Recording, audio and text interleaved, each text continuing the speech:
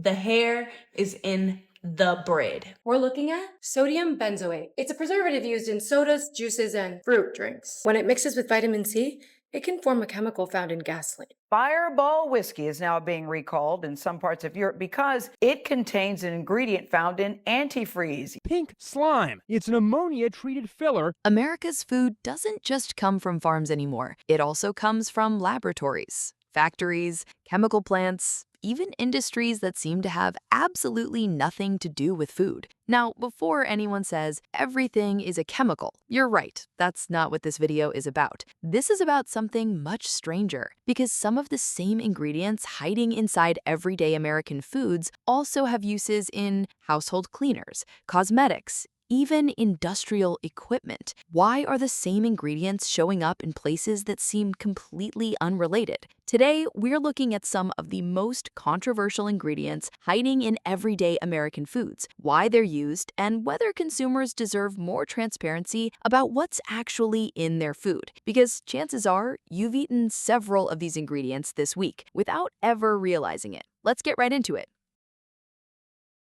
Finland, Sweden, and Norway pulled Fireball off store shelves after finding it contained too much propylene glycol. Imagine biting into a cake, adding a few drops of food coloring to cookies, or taking a dose of NyQuil before bed. Believe it or not, those products can all contain this same ingredient. It's called propylene glycol. You can find it in products like certain varieties of icing, liquid drink flavor enhancers like Torani's sugar-free drops, concentrated food colorings like Crayola food colors and McCormick food colors, in some packaged desserts and baked goods like certain cheese danishes, Carlo's Bakery rainbow cake, and a handful of nothing bundt cake varieties. It's even in some fast food items like some of Dunkin's seasonal drinks and donuts, and the cold foam used in McDonald's new dirty sodas. I made an entire video breaking down those dirty sodas, including the crazy things people dip in them. Watch that after this. So what exactly is propylene glycol doing in all of these products? It's added because it helps ingredients stay evenly mixed, keeps products from drying out, carries flavors and colors, and helps create the same texture every single time. That's why it shows up in so many different products, not just foods, but medicines too. Certain liquid NyQuil formulations use propylene glycol as an inactive ingredient because it helps dissolve ingredients that don't mix well with water, keeps the formula stable, and helps ensure each dose stays consistent. Outside of food and medicine, the same compound is also used in cosmetics,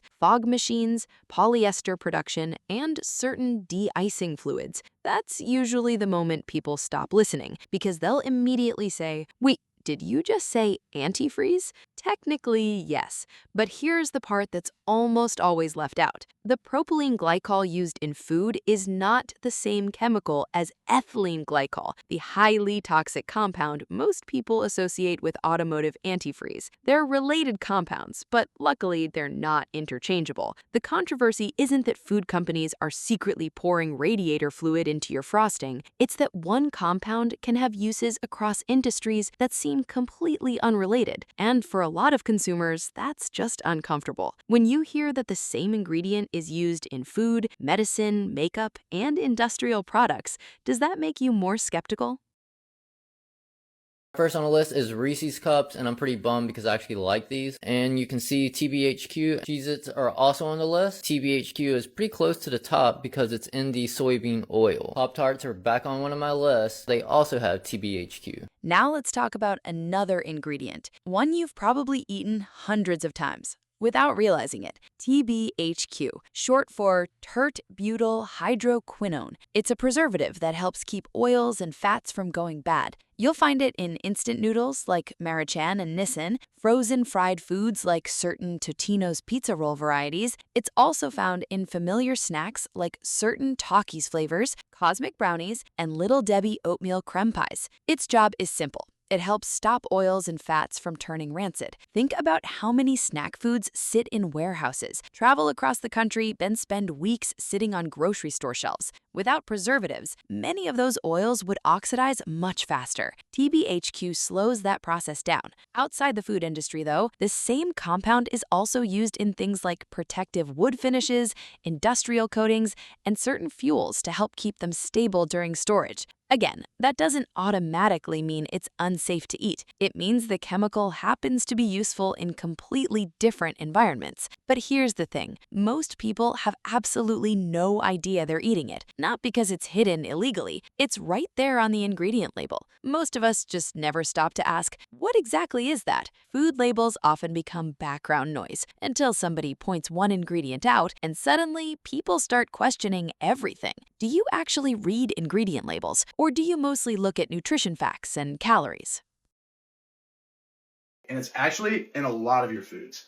Have you ever looked at the ingredient list on a bottle of soda and seen the words sodium benzoate? Sodium benzoate is one of the most common preservatives used in processed foods and drinks. You can find it in familiar products like Sprite, Dr. Pepper, Mountain Dew, certain Fanta flavors, multiple brands of root beer, even Lunchables varieties like pizzas and nachos, some Taco Bell bottled sauces and sauce packets, and Chick-fil-A's strawberry, chocolate, and vanilla milkshakes. If you're still watching, hit subscribe.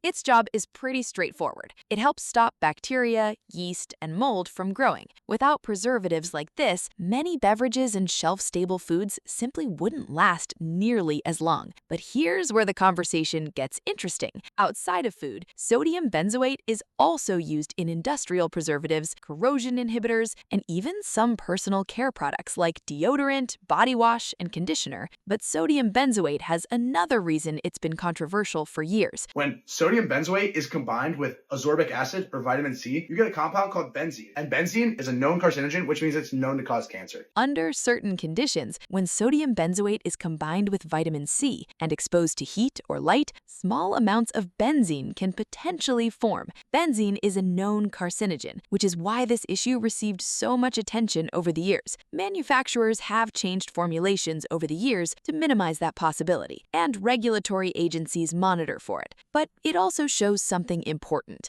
Food science isn't static. Companies reformulate. Researchers continue studying ingredients. Recommendations evolve, which raises another question. If formulas change over time, how many people are actually paying attention? L-cysteine, an amino acid used to prolong shelf life in products such as commercial bread, can be found in ducks, chickens, cow horns, blah, blah, blah. But most that's used in shelf food comes from human hair. Now, this next ingredient might have the strangest story of the entire video, not because of what it is today, but because of where it used to come from. L-cysteine. It's an amino acid that's commonly used in commercial bread, pizza dough, bakery products, and even certain Dunkin' Donuts, including some of their chocolate donuts and munchkins. You might also see it listed on ingredient labels as L-cysteine hydrochloride in packaged products like Hot Pockets. That sounds like a different ingredient, but it's actually just a more stable form of L-cysteine that's easier for manufacturers to use. So why add it? Because it helps condition dough. It makes dough easier to work with, speeds up processing, and creates a more consistent product. If you've ever wondered how massive commercial bakeries can produce thousands or even millions of identical loaves of bread, ingredients like this are part of the answer. But years ago, L-cysteine exploded across the internet for an entirely different reason, because some manufacturers weren't producing it in laboratories. They were extracting it from natural materials, including human hair, duck feathers, and hog bristles. If you've been online long enough, you've probably seen one of those viral headlines, "Your bread contains human hair." And technically, those headlines were inspired by a real manufacturing practice, but they left out one massive detail. Today, most major manufacturers no longer source L-cysteine that way. Instead, it's typically produced through microbial fermentation, using microorganisms rather than hair or feathers. That's a pretty important update, Because food manufacturing changes, but viral headlines don't. We should probably be asking, how is this ingredient made today? Has the process changed? And why don't more companies explain this to consumers? Let's move on to the ingredient that's generated some of the biggest headlines in fast food history.